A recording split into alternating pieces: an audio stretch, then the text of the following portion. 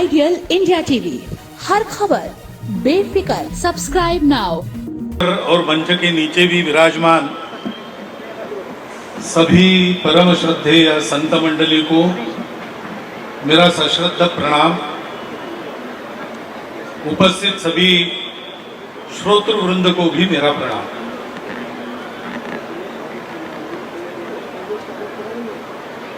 सत्य, अहिंसा, शांति और समता। आज योग ऐसा है कि इस कार्य को चले 800 साल, 800वां साल चल रहा है, उसका भी देश भर में उत्सव मन रहा है। महाराष्ट्र से ये काम चला तो वहां जरा इसका विशेष बोलबाला है, वृत्तपत्रों के विशेषांक वगैरह चल रहे। और नीचे जो वो सब्सक्राइब का बटन है ना, उसको हिट करो।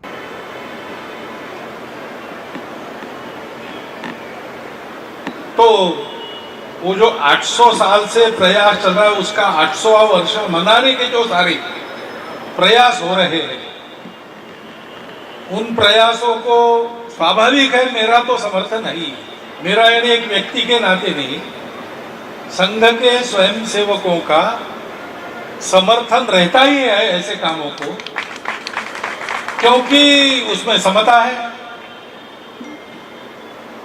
और हिंदू समाज को संगठित करना है तो समता अनिवार्य बात है। सामाजिक समता और हिंदू संगठन ये दो समानार्थी शब्द है, ऐसा पूजनीय बाला साहब देवरस जी हमारे तृतीय सरसंघ चालक कहते। और शांति सबको चाहिए, क्योंकि शांति में से ही उन्नति होती है, और हम सब लोग भारतवर्ष की, भारतीय समाज की उन्नति चाहते हैं। और केवल हमको उन्नति नहीं चाहिए, वो नीति के साथ उन्नति चाहिए। तो भारतवर्ष में सत्य की प्रतिष्ठा है, ये सत्य पर चलने वाला देश है, सत्यमेव जयते वाला देश है। और इसका प्रयास हमेशा ऐसे रहा है, जीने का तरीका ऐसा सिखाओ कि हम भी जिए और दूसरों को जीने दें। इसी को कहते हैं अहिंसा। भाई चार बातें देखी तो समानार्थी शब्दों में धर्म का वर्णन है। धर्म के चार पैर है। पहला है सत्य, वो जैसा का वैसा हमने उच्चारित किया है। दूसरा है करुणा। करुणा ही अहिंसा की जननी है। मन में दया आती है, मन में अपनेपन के कारण एक लगाव रहता है, तो मनुष्य विचार करता है मेरे कारण दूसरे को धक्का न पहुंचे। और तीसरा है पवित्रता। और नीचे जो वो सब्सक्राइब का बटन है ना, उसको हिट करो। अब ये सत्य पर चलना और किसी को दुख नहीं देना, ये वही आदमी करता है जो विचार, वाणी और कर्म से पवित्र हो, यानी शरीर, मन, बुद्धि से पवित्र हो। बाह्य शुचिता, अंतर्गत शुचिता दोनों चाहिए। और ये अपने आप नहीं होता, उसके लिए तपस्या करनी पड़ती है। उस तपश्चर्या को धर्म का पांचवा पैर, चौथा पैर कहते हैं। अब वही बात है, अंतर्बाह्य शुचिता जिसके पास है, वो सबको उसी आत्मीय और पवित्र नजर से देखेगा, तो उसको कोई छोटा बड़ा दिखाई नहीं देगा, सब अपने दिखाई देगा। छोटे बच्चे घर में होते हैं, बड़े बूढ़े होते हैं, अपने अपने स्थान के अनुसार उनका मान सम्मान व्यवहार सब होते रहता है। लेकिन मुख्य बात ये रहती, कोई छोटा हो कोई बड़ा हो, घर में सब अपने होते हैं। और इसलिए छोटा बालक भी थोड़ा बीमार हो गया तो बड़े व्यक्ति अपने अधिकार को छोड़कर उसके लिए ज्यादा करते हैं, स्वयं को थोड़ा पीछे रखते हैं। घर के बड़े बूढ़ों की सेवा जो कमाना जिन्होंने बंद कर दिया है, और दवाई का खर्चा जिनका बढ़ जाता है, उपयोग तो कुछ नहीं, खर्चा बढ़ गया, ऐसा नहीं सोचते, क्योंकि ऐसे होने के बाद भी वो हमारे अपने हैं। इस अपनत्व के आधार पर 800 साल से ये काम चला है। और दूसरा योग है कि इधर की ओर इसकी जो सभा बनी, उनका ये 100वां वर्ष शुरू हो गया। 14 अप्रैल का समानता से संबंध है, समता से संबंध है। आज जिनकी जयंती सारे देश में मर रही है, उनका भी सामाजिक विषमता समाप्त करने का ही जीवन कार्य है। और नीचे जो वो सब्सक्राइब का बटन है ना, उसको हिट करो। तो ये सारे योग एकत्र आए हैं और इस अवसर पर मैं आप लोगों में उपस्थित हूं, मुझे बहुत आनंद हो रहा है। क्योंकि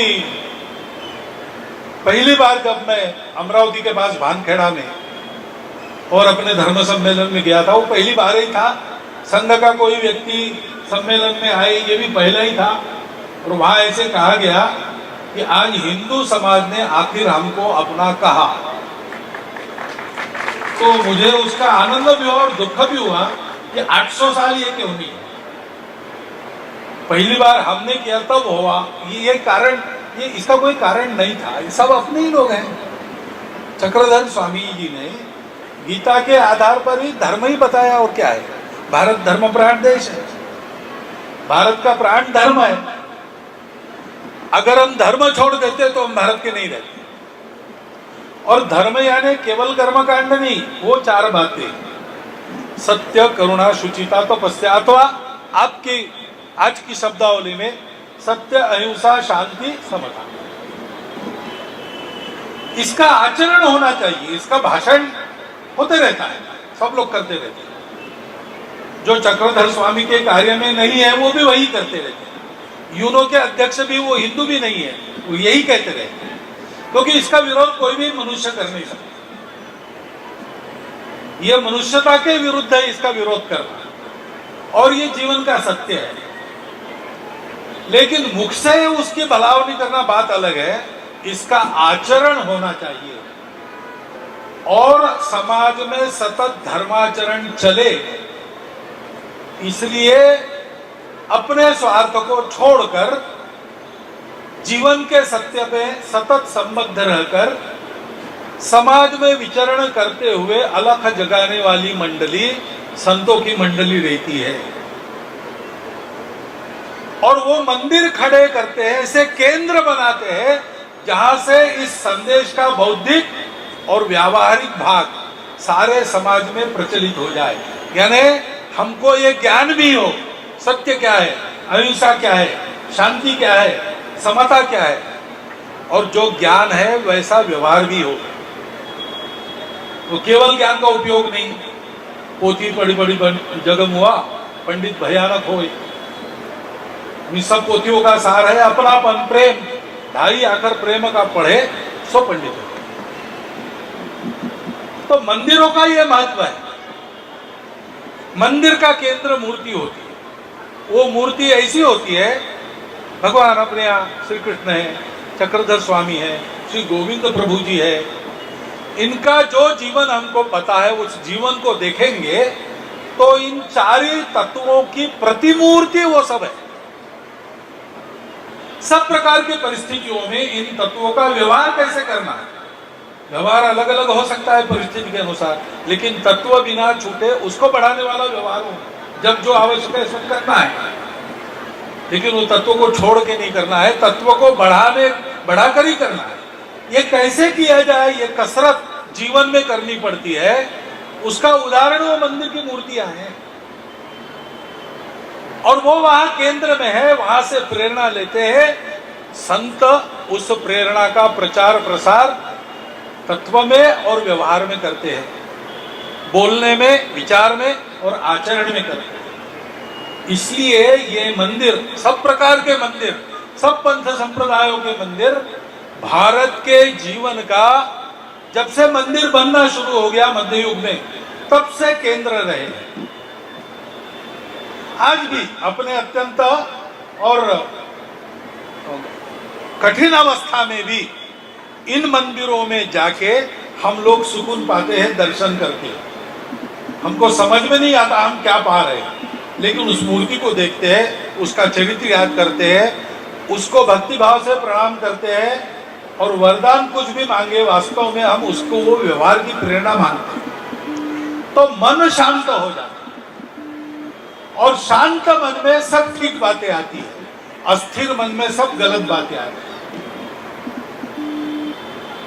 अव्यवस्थित चित्ता नाम प्रसादोपि भयंकरा। जब आदमी का मन खलबली में रहता है, व्यग्र रहता है, अशांत रहता है, तो उसने कोई अच्छा काम भी किया, कोई प्रसाद भी दिया तो भी वो भयंकर हो जाता है। जंगल में भालू होता है, वो हमला करता है आदमी पर दिखा के और पकड़ के उसको फाड़ डालता है।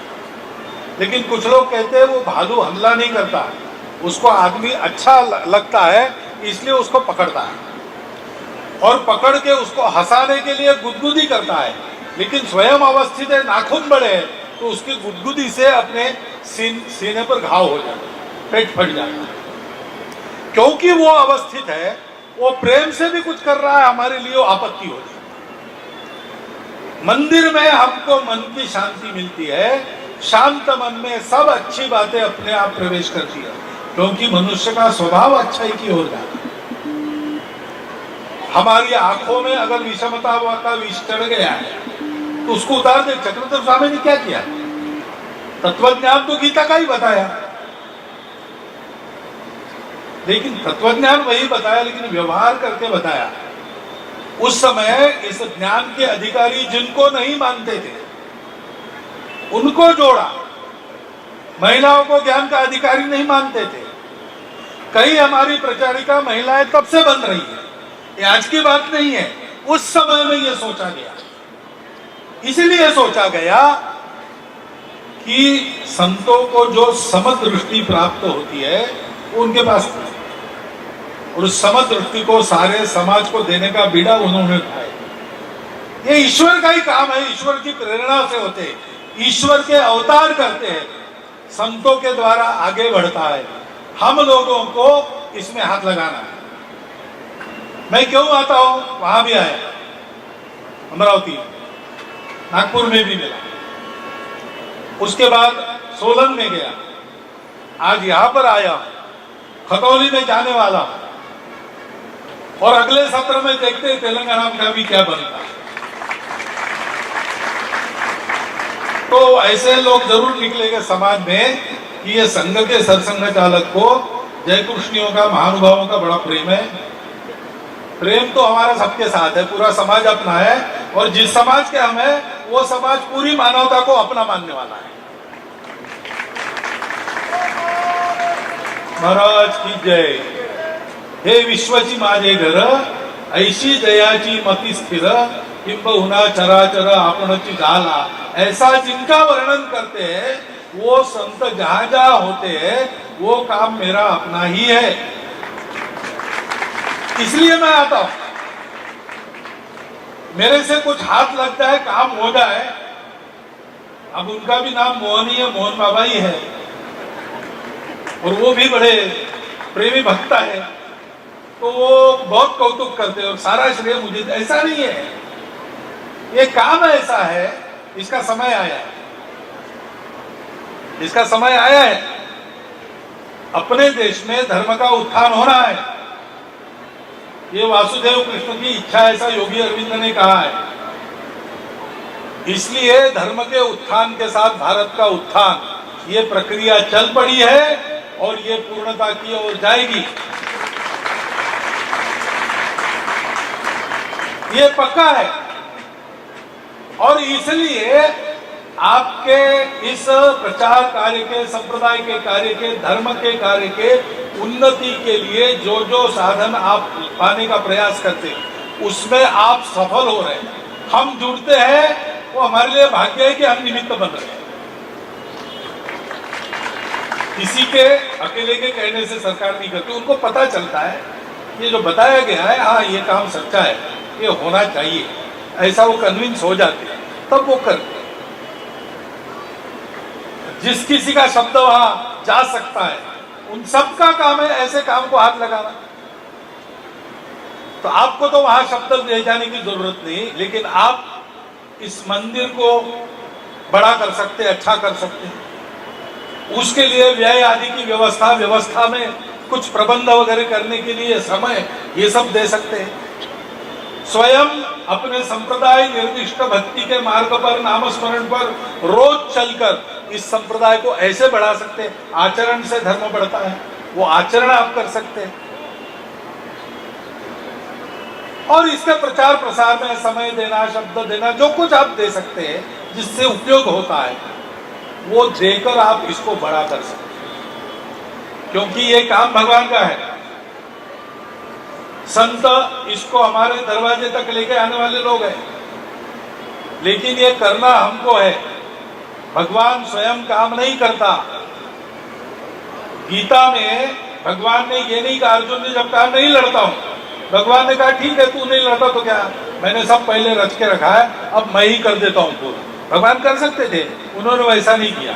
रणांगण के बीच में 18 अध्याय गीता बताई अर्जुन को, उसको तैयार किया, उससे करवाया, स्वयं केवल रथ चला। तो भगवान अपने हाथ से काम नहीं करते, भगवान है करो नहीं अकर्ता, करके भी अकर्ता रहते।